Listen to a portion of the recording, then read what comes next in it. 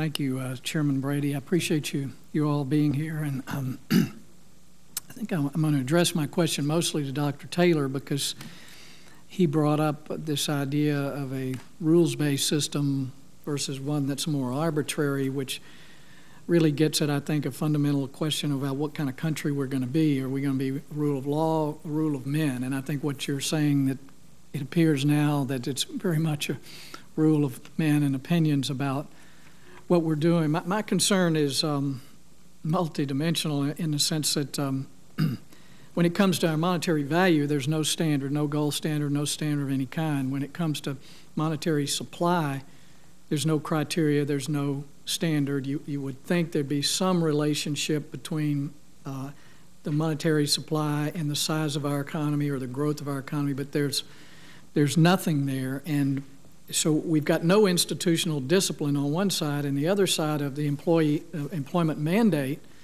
I've sat through a number of hearings with Chairman Bernanke, and it's very clear, since economies worldwide are now interwoven, that that's a clear directive to intervene and be involved in economies all over the world.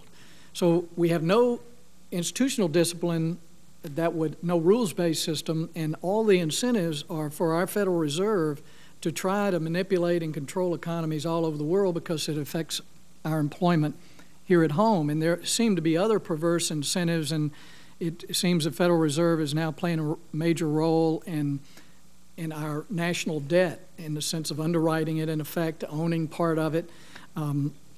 As I try to connect all the dots, I become very concerned that we have created really a house of cards that we don't know which the first one is going to fall, but there's clearly not a system built on any kind of foundation that could be predictable. And I know that's not exactly a question, but I'd love to hear you talk a little bit more about where we are.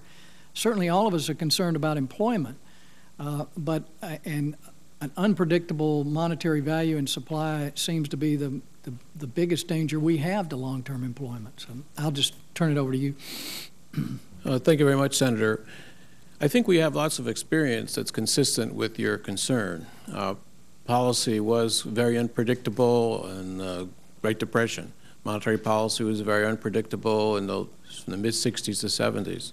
Policy was much more predictable in the 80s and 90s, and times were good then. And now policy has become unpredictable again, and things are not going well. So I think there's lots of evidence, historical, individual studies that are consistent with what you're saying. I'm concerned now because, as you suggest, there seems to be no limit to the discretion that the Federal Reserve can undertake right now. If it wants to go buy another $100 billion of anything, it simply credits the banks with reserves and goes out and uses the money. It used to be that there was some discipline with the supply and demand for money determining the interest rate. But the Federal Reserve just sets the interest rate by paying a certain amount of on deposits at the bank. So I think we've moved into really a completely unprecedented area. I would think one way to characterize this is that the Fed has replaced the interbank money market with itself. The Fed has replaced large segments of the government securities market with itself.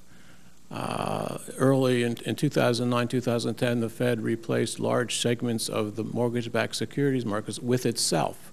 So this creates an enormous amount of discretion, decisions by authorities rather than by rules, and we don't know exactly what the outcome is going to be. I wouldn't point to the fact that some people are forecasting low inflation and be complacent. It could be the opposite kind of effect. It could be an effect which could be contractionary before we're all finished. So I agree with you entirely. We have so much evidence that says a more rules-based policy works better. That's not where we are now, and I think we should get there as soon as we can. And I think legislation like this will help. Thank you, Mr. Chairman. Thank you, Senator. Mr. Cummings. Thank you very much.